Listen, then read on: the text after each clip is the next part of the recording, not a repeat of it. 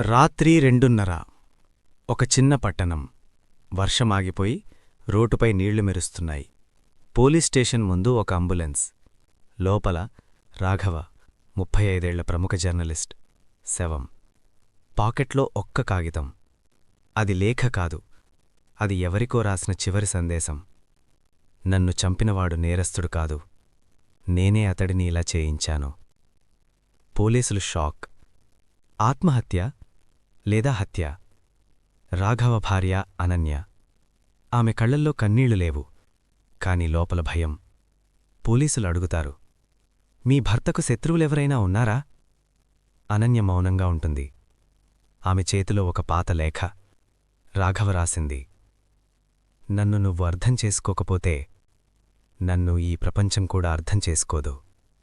ఆమెకు తెలుసు, ఈ మరణం వెనుక ఏదో ఉంది. 7 ఏళ్ల క్రితం. ఫ్లాష్బ్యాక్. రాఘవ ఒక నిజాయితీ జర్నలిస్ట్. ఒక కేసు మీద పనిచేస్తున్నాడు. 7 హత్యలు. ఒకే విధానం, ఒకే ప్రాంతం. అన్ని కేసులు క్లోజ్ అయ్యాయి. కాని రాఘవకి నమ్మకం లేదు. ఒక చిన్న అమ్మాయి ఫోటో. ఆమె పేరు కావ్య. ఆమె కూడా ఆ 7 మందిలో ఒకరు. ఆమె చనిపోవడానికి కారణం రోడ్డు ప్రమాదం. కాని రాఘవకి అనుమానం.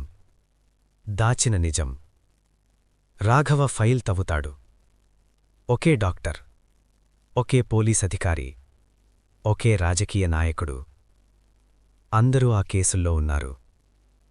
రాఘవ అనన్యకి చెబుతాడు, నేను నిజం బయటపెట్టితే నన్ను బ్రతికనివ్వరు.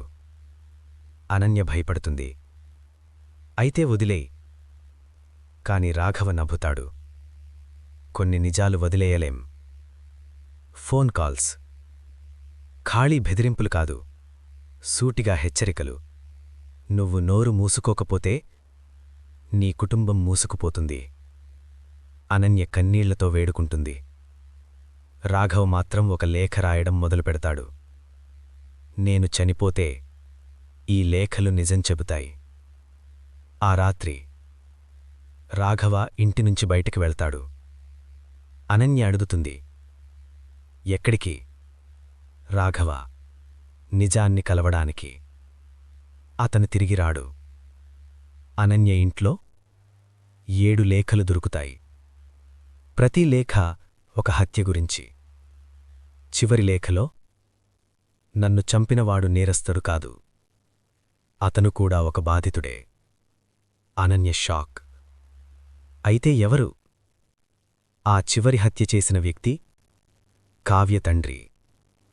అతని కూతురు చనిపోయింది. న్యాయం జరగలేదు. రాఘవ అతన్ని వెతికి పట్టుకుంటాడు. అతనితో చెబుతాడు, నువ్వు నన్ను చంపు, అప్పుడే ఈ కేసు మళ్లీ ఓపెన్ అవుతుంది.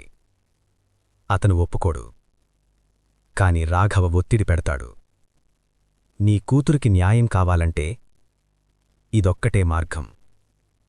ఆ వ్యక్తి చేతులు వణుకుతాయి. రాఘవ కళ్లల్లో భయం లేదు.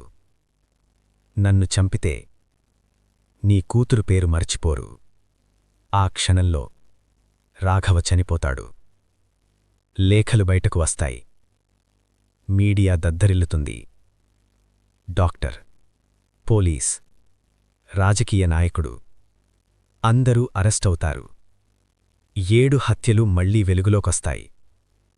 అనన్య ప్రెస్ ముందు మాట్లాడుతుంది. నా భర్త చనిపోయాడు, కాని నిజం బ్రతికింది. ఆమె కన్నీళ్లు పెట్టుకుంటుంది. కావ్య తండ్రి జైల్లో.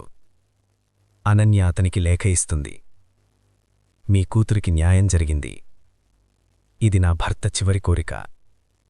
కొన్ని మరణాలు ముగింపు కాదు, అవి నిజానికి ఆరంభం.